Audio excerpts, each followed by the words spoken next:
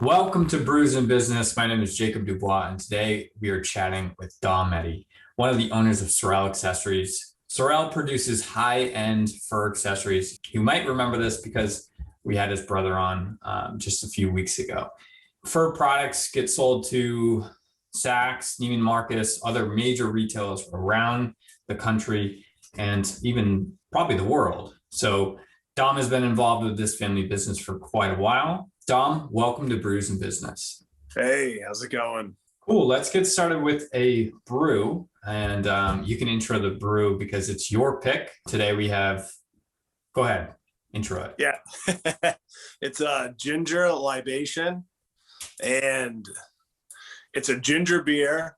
And I tried this actually in the Gardner Ale House probably like 7 years ago. And it happened to now be one of my favorite drinks of choice because it's nice and refreshing. It's got like a hint of pineapple taste to it. And I found out like it's made right in like Greenfield, Mass, which isn't too far from our hometown area. So I can kind of get it almost anytime I want now, which is a nice thing compared to other stuff when it's seasonal and everything. But yeah, I think this is probably one of the top beers I've had for a while. I feel like you can drink it winter, summer, spring, fall. So yeah, it's such a, ginger beer is so interesting to me. And it's such a light beer that you can kind of get away with it all year round, like you said. So I'm a big fan. And it's a good one to, maybe bring to a baseball game or, backyard party or something like that. You still get a lot of flavor, but you're not drinking something incredibly heavy. So cheers. You feel kind of healthy drinking, I noticed too. That's how I feel now. Yeah, it's like alcoholic kombucha almost.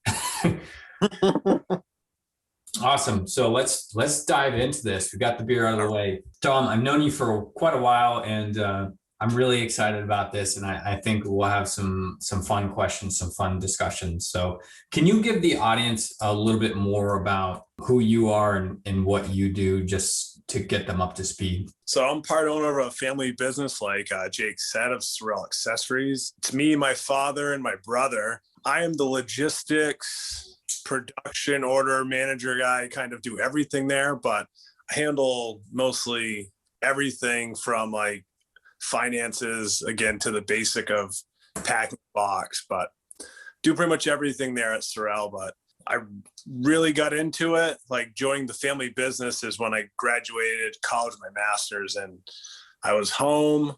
I went to Fall River with my wife now, where I went to find her there, I guess you could say. But went there, worked as HR, and didn't really work out. Left there, came back home, and I was like, well, why not sign my own check? So that kind of pushed me over the edge to do it. And what's better than like having like your family business be a legacy? That was the other huge thing to do. So yeah, that's really cool. Can you give us a little more about Sorel? I didn't do such a great job. What types of products do we see coming out, and where are they found? All right, well, we have fur and faux fur in almost everything we do, which is earmuffs, hats, gloves, mittens, slippers, vests, scarves. And we hit all the major retailers, like Jake said. We also do from like the high end, like he said, Neiman Marcus, all the way down to like TJ Maxx, Charmin Charlie's. And now we actually just did a huge thing into like e-commerce world, where we're, really into like our product is all over Amazon, Etsy, Depop, and our website is blowing up too. I mean, we're getting into like different categories we never thought we'd ever get into. It's like keychains and hair accessories and all that stuff. I mean, and again, it's all fur, which is kind of mind blowing too, but it's doing great. That's awesome. I'm so excited for you guys. I think I recently saw like a spring sale. I got an email and there was like some spring products that I wasn't familiar with. So it's clear that you guys are, you're making moves, you're looking at the trends, and you're kind of, trying to be ahead of the ball. Can you speak to, in an industry like fashion, it probably moves so quickly, or maybe it doesn't, but can you give, maybe the audience an understanding of, how far out do you design these things? What's it look like to design it manufacture it, ship it, and all those, different logistical things that you're working on. Can you give us an idea of what that looks like? Yeah, I mean, so like for the design part, I can hit that one real quick. We look like almost a year to a year and a half out. And that's the design of the product. And then, the color comes later because the color is always kind of getting tweaked a little bit each of season, as like your spring season, your summer season, then you got your fall, winter season. So, we try to do a year and a half out really, because then we can kind of hone in our products better to really hit the market, like, in stride and, hit what's in fashion. And more on the logistic end, I mean, I'm looking again like a year out of like what's happening in the world, kind of like with the pandemic, like with that whole thing. I mean, that delayed shipments, and you had to sit there and plan, like, when our stuff's getting made over in China, Indonesia, or even in the United States, some of our products. I mean, we had to plan like accordingly to the shipping schedules because like it was so delayed, and everything's busy as everyone's seeing getting their packages later when they think they're on Amazon Prime. It's not next day, it's more like next 3 days. So I've been planning that. I mean, it's been a little battle, but it's getting better. Everything's starting to get back kind of to norm, I feel, with the logistic end of planning shipments and stuff like that with the world. So Yeah, that's amazing. And, most recently, I don't know if this has an effect on you all yet, but the Suez Canal, there's a big cargo ship that's stuck over there. And so I imagine amidst, a pandemic where things are already kind of tight and maybe back ordered, something like that is not that helpful. So do you have any strategies on how to mitigate some risk there? Or is it, are you kind of at the mercy at whatever's going on, and you just have to like, maybe tell your customers ahead of time that it might be delayed? yeah, I mean, that's pretty much it right there. We usually have to give them a heads up it's delayed, but we try to plan, get like whatever our customer wants. And we're like, hey, if you can finalize your order, a month before you usually do, just so we can make sure we do hit their ship dates. But usually what we'll do sometimes, depending on how tight of a window it is, I mean, we can always air freight it in, which gets it in quick, but there's a huge cost to it. But that's like our worst case scenario of getting our stuff in to really appease to our customers, which we always try to do. So, I mean, 9 out of 10 times, if we got to hit a ship date, we'll end up airing it in instead of putting it on a boat to take the extended time. So that's amazing. And it seems like the right move as a supplier, but I can imagine, on the business side, you don't want to, eat up your margins, paying for air freight. On the top of your head, do I'm just curious, what percent more expensive air freight is over shipping by boat? It's about right now, like a four times right now. Wow. So like for a quick little number, just for you to know, and for all the viewers to know too, like, so shipping a year ago, I was actually reading this case study on a furniture company, and in a month it cost them $7,000 to do most of their shipments by sea. This year, right now to date, it's actually the same month, it costs them $60,000 to do the same amount of shipments by sea. So that's by sea. And like I just said, air freight's 4 times that, like if you're doing that much massive amounts. And it's just getting ridiculous with the shipping. But again, it's all following to the mercy of like how the pandemic hit and everything. So it's catch up time now. That's what they call it basically. But yeah, that's amazing. And there's only so much you can do as a supplier. Like you can't pass on too much of that cost, especially, some of these orders are already fine, like pricing is finalized, so that's amazing. I can see how a lot of people might be, in pain or, frustrated with that. How do you stay educated in the different things that you're working on? Is there a certain place that you look for? Either, it sounds like you were reading a case study, where do you find your education to stay relevant? Well, I hit a lot. I mean, I'm always online checking different articles. Like, I kind of, really hit the news and I'll feed down from there. But I use a lot of contacts we have, like in the shipping world, like whether it's through our FedEx, our UPS, our freight forwarders. I really touch base with mostly anybody dealing with shipping, whether it's even to do with our business or someone else's business, just because that helps me schedule times and everything. So, I mean, I use a vast majority of information around. I mean, I'm not too proud to sit there and ask, like, even you about it. Cause I mean, everyone knows something. So that's how I figure it. Yeah.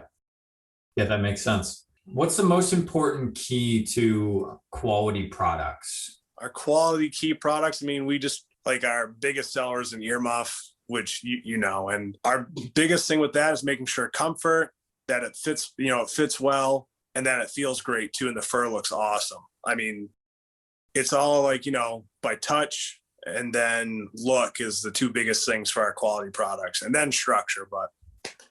And then we really feel that our customer service pushes it over the edge, because I feel that like anyone can call up our shop and they're going to get one of us, and we're going to explain the full detail of a product to them, which most people don't get anymore. So I think we do that kind of old school way still, because my dad's there, basically preaching to us. But yeah, so I would love to talk about that a little bit. What's your take on customer support? And it seems like you're, maybe providing a little more effort in that area than maybe some other competitors. Do you personally believe there's an advantage there? Yes, I do. Cause I mean, it's surprising how I can't even use words by how happy people get when they talk to us and we get to explain it to them. I mean, you wouldn't think it, because I mean, everyone takes for granted what you sell in a product or you do every day, but you hear other people from, all over the United States raving about your product, and just so happy that you can explain it to them if something got damaged, or how to fix it, or how to take care of it. And even just to buy something, they just like actually talking to a person that actually knows the product real well. So I have a question that's maybe switching topics just a tiny bit. When you mentioned your roles, it seems like you're doing, a number of different things, all related, but, definitely a variety of different tasks. Are there certain things that you specifically don't enjoy as much as the others? Yeah, I mean, I'm not a big fan of, really, I could say, the basic of bean counting of accountant stuff, like helping out with that. I mean, I do it because I know you need to get numbers. So not a big fan of dealing with that part, but mostly everything else I don't mind. I mean, I enjoy and stuff, but yeah, the real accounting stuff, not a big fan of. Yeah, you're not alone for sure.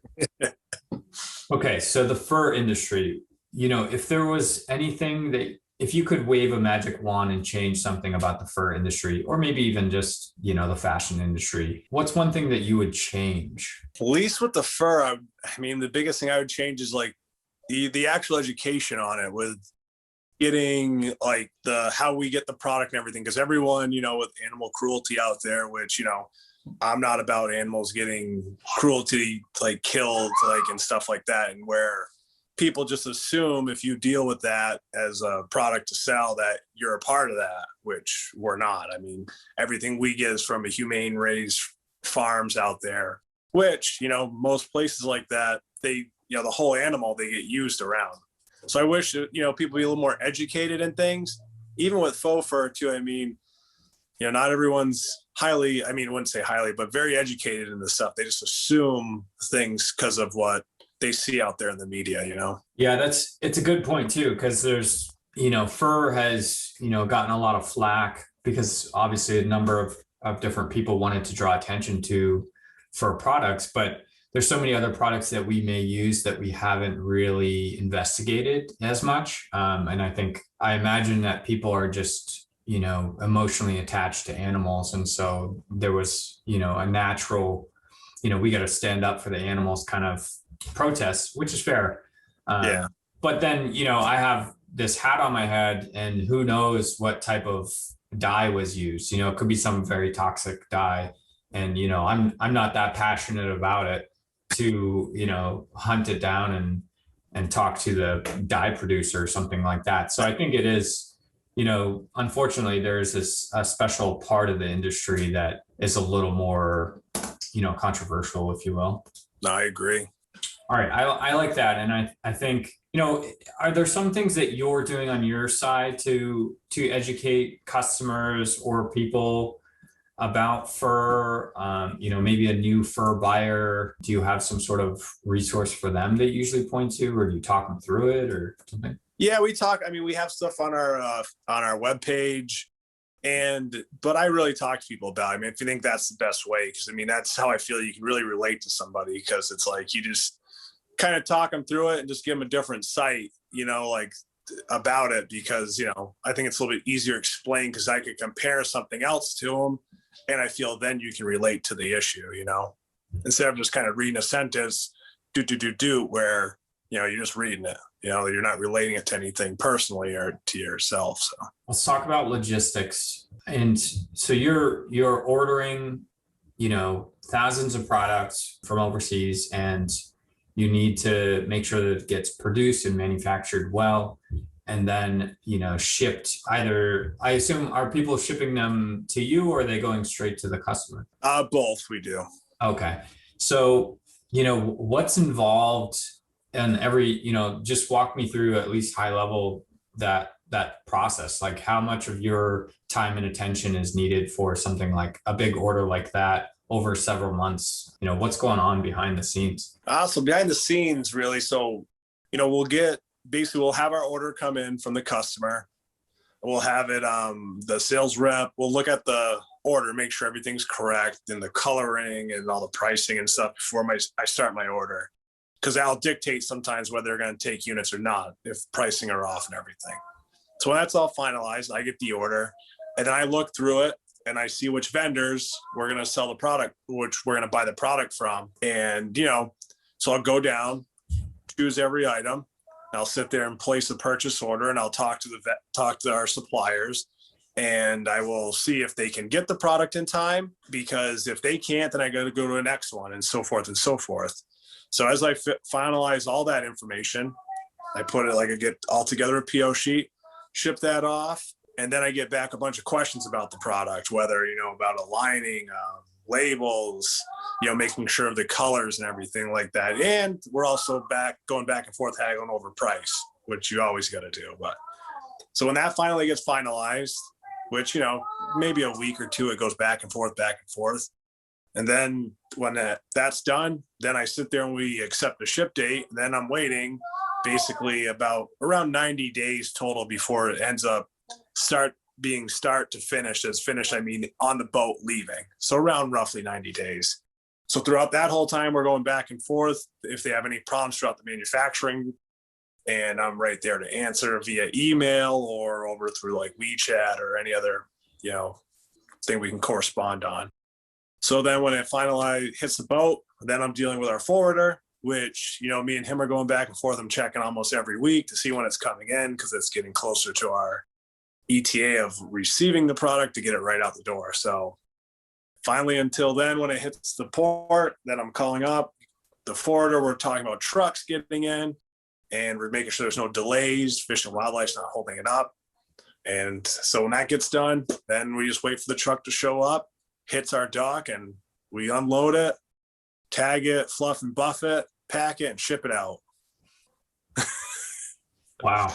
That's quite the process. Have you, and during that, I had this idea of like, has there ever been like some wild story, like you just hit a deadline, or like you had to do something maybe out of the normal to hit a deadline? Do you have any stories like that? Or maybe you missed a deadline and somebody was mad? I don't know.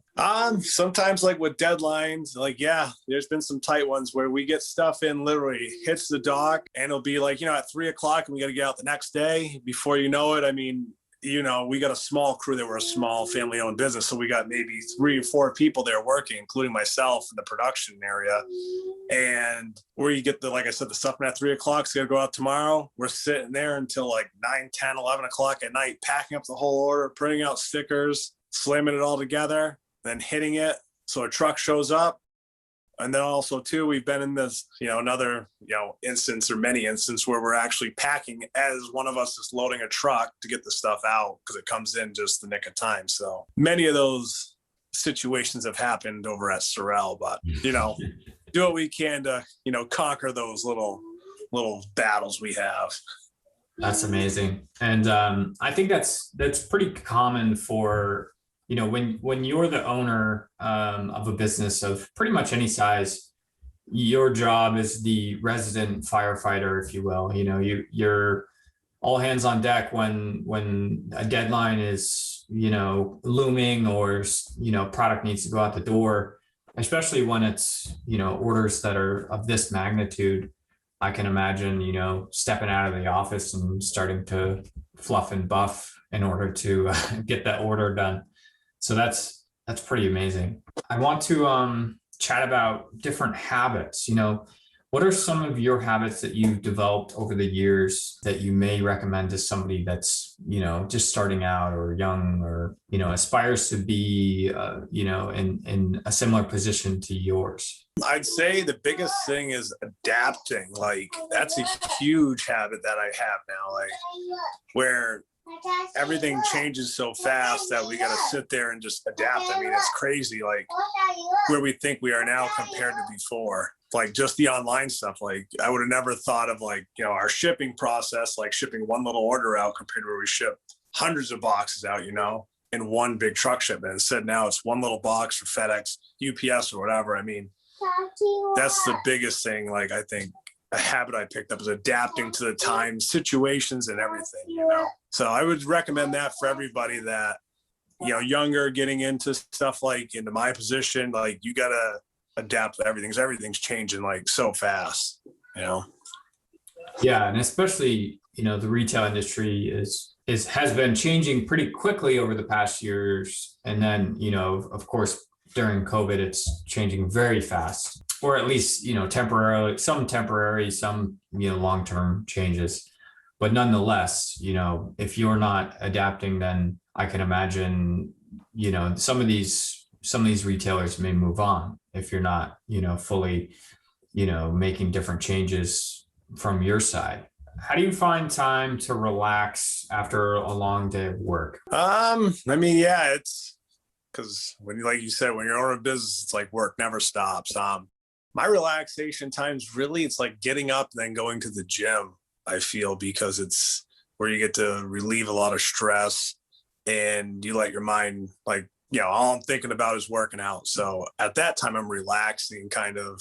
So I would say really before work is my relaxed time, because when I get home, I mean, I'm still dealing with international stuff where their time frame is different from ours. So when I do get home and semi-relax, it's like I'm getting emails and messages at like 11, 12 o'clock at night that could be very important that I'll look at, or some of the ones I'll pass off to the next day. But before that, I mean, when I get home, I'll relax with my wife and daughter. I'll sit there, we'll watch some cartoons, I'll be cooking.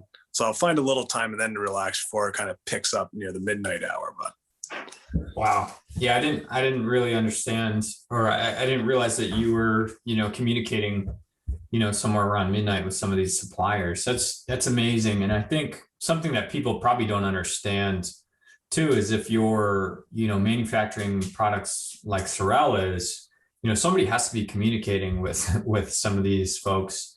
And, in this case, it's you. So it's an added responsibility. Do you have any certain rules that separate your time, your life and work, or do you kind of just mesh them together? Do you have a balance, or do you just try to go with the flow and do both? I kind of like mesh them together. It'll be like, for example, like every New Year's we go down to Florida, and like for New Year's, me, my family and everything, we go. So what I'll do is, like, I mean, obviously the work week's still happening after New Year's Day or prior to it.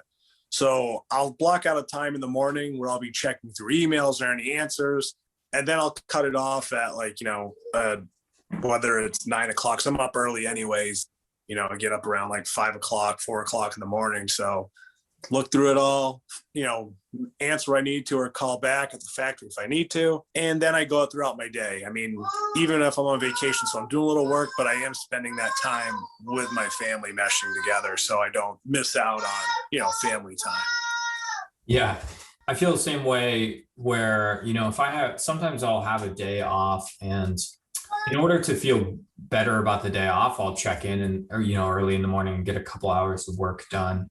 so that I just feel better about, especially when there's a lot of stuff going on. And for you, you might have periods of time where, more than one supplier or whatever is all communicating with you at one time. So you might have, I imagine yours, as the buying season comes and goes, it fluctuates. And so, it seems like you've created this smart habit of, checking in, making sure that things, both addressing some of the business decisions that need to happen, but also putting your mind at ease, to take off the afternoon or the rest of the day or enjoy that vacation. So that's one thing I think that a lot of business owners can really appreciate is, if you're going to, take some time off or whatever, and you have some anxiety about it or something, it's just, it's simple to block, a little bit of time in the morning and get the most crucial things done so that you can enjoy time with your family, down in Florida or whatever you want to do. No, exactly. What keeps you excited to wake up in the morning? Wake up in the morning is basically just want to keep being successful and keep doing better, become healthier, do better for myself, like health wise. So all those things as soon as I get up in the morning, it's like you hit the ground running. It's like I said, I get up, go right to the gym, get that done. On my way home, I'm looking at emails, getting that ready, get my daughter dressed, get her to daycare. And, mine's just going of all like good thinking and great ideas. At least I think they are, until I get to work and, Danny shoots them down or somebody. I asked this question to Danny, and I'm interested to hear your thoughts. Where do you see your industry? We're jumping back to industry questions. Yeah. Where do you see your industry going in 3 to 5 years? Is there a significant change or none? Really, what I feel is that I know brick and mortar, like wholesalers, have been down for mostly anybody supplying retailer just because of the pandemic, and most e-commerce has picked up, drastically. But what I feel for us is that our wholesalers and our brick and mortar will pick back up again. But for us, our e-commerce, I think, is going to keep growing and rising, more than, whatever we thought, more or less what you probably imagined one day what it could be for us. So I think that's the big thing in Sorel is going to be happening, is our direct to consumer selling, and it'll be all online. So, it's kind of awesome. I think I'm pretty excited about that. Yeah, I'm excited too for you. And I think, I want to ask this question because I think it's kind of interesting. How do you, as you scale online, how do you maintain that level of customer support, right? Because there's the 3 or 4 of you, the owners, and then you have other staff as well. How do you maintain that level of intimacy with your customers when, it's not 10 a day or 100 a day anymore, it's 1,000. If the e-commerce store, if and when the e-commerce store really pops off, how do you bring that Sorel customer support to multiple people? I feel that we mostly any email we get or any message or anything like that, we answer right away right now for the most part. But I still feel, even with our direct sales through our webpage online, people call up still, that number there on our page that people call, and I can't believe it. And they're like, yeah, I bought something off, whether it was Etsy or this or that or anything, anywhere online. And I'm like, oh, okay, what's your issue or what's your question? Or I can't believe it how many people call the phone for an online order. And I think, again, with our customer service, I don't know if it's word of mouth or whatever it may be, but people just still call. It's crazy. You would think we'd have thousands of emails of questions, and it's more or less you would get thousands of calls of people calling about it, which I don't know. I don't know if it happens to anybody else out there, but that's what happens to us. Yeah, that's so amazing. I think what's happening is, because the rest of us, if we buy a product online, we're going to assume that if we make a phone call, it's going to be some answering machine, some sort of automated thing, or we're waiting for 15 minutes just to talk to somebody that's not actually helpful. But in your case, and I don't know how much of a public statement you want to make about this. That's all. It's, it's the, sometimes it's the owner, sometimes it's the staff, but nonetheless, it's a human person talking to you about that specific order, which is, that's pretty amazing. And I think, some of these larger brands have adopted, or agreed to a commitment of like all human, customer service. And clearly there's a reason behind that. And I think, people and customers truly appreciate that. And so I think that's going to be a fun one to watch, as you guys grow online and do more D2C. It'd be interesting to see how you can maintain that level of customer support that makes you guys so special. It's pretty crazy. I mean, because you got so like highs and lows of really of your whole attitudes going all the time, because it's like a little more extreme, because you feel, obviously it's family, so you care about each other a lot, so you can go really high and then really low, with attitudes and stuff. But the one thing I can, that's you always have in the back of your head, that they are always going to be there. You don't have to worry about like, am I going to have that employee stay late and help me? Instead, it's like I can go, hey, Dan, we got to stay late and do this. Or it's like, hey, Dad, can you come and help me with this situation? It's like, there's always, they're going to do it. It's not like, no, I can't, or no, I won't, So that comfort level of doing a family business and having your family there is always a good thing, I think, at least in our scenario it's been. So, yeah. And you don't, I'm thinking about this now, is you don't have the ability to go home and, maybe talk trash about somebody else because, well, first of all, maybe you're going home or you're at a family gathering and everyone's right there.